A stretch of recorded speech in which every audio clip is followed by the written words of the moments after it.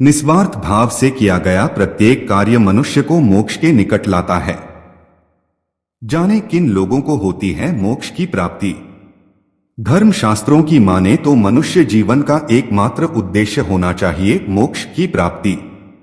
इंसान अपने जीवन में जो कुछ भी करे उसका एकमात्र ध्येय यही होना चाहिए कि वह किस तरह जीवन मरण के चक्रों से मुक्ति पाकर मोक्ष को प्राप्त कर सके।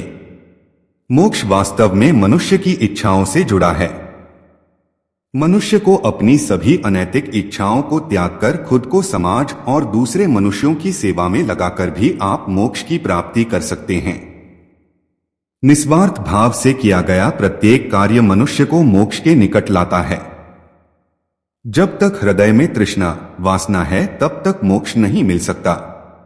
मोक्ष की प्राप्ति के लिए मोहमाया के बंधनों से मुक्त होने की शर्त सबसे प्रमुख मानी गई है, लेकिन मनुष्य इसके उल्टा जन्म के साथ ही इस चकाचौंध भरी दुनिया में खोकर और भौतिक रिश्तों में खोकर ईश्वर के सानिध्य से दूरी बना लेता है।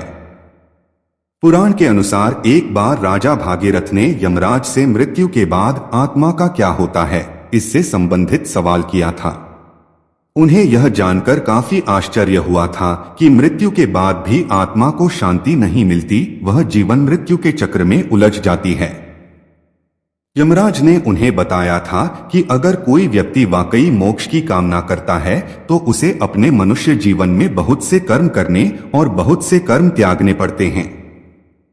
मनुष्य जीवन में कड़ा तप करने के बाद ही मृत्यु के पश्चात मोक्ष की प्राप्ति संभव है।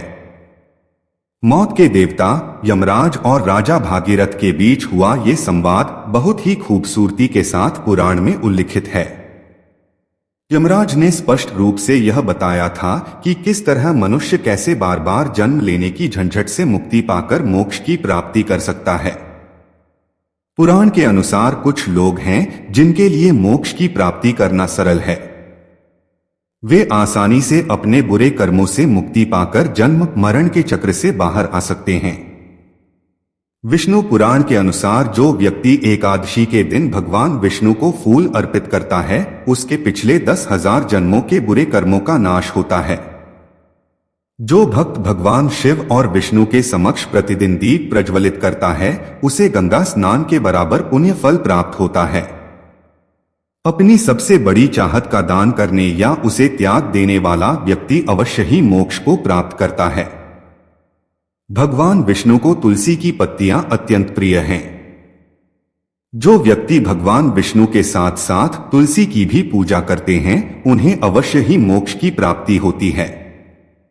तो अगर आप भी जीवन की समस्याओं से मुक्ति पाकर मोक्ष की कामना करते हैं तो उन सभी बातों का ध्यान आपको रखना चाहिए जो पुराण में उल्लिखित है। इसके अलावा तनमन से किसी का बुरा ना करना और दूसरों के लिए सहानुभूति रखना भी बहुत उपयोगी है। मित्रों, जानकारी अगर अच्छी लगी तो लाइक, कमेंट और सब्सक्राइब जरूर करें। राधे राधे।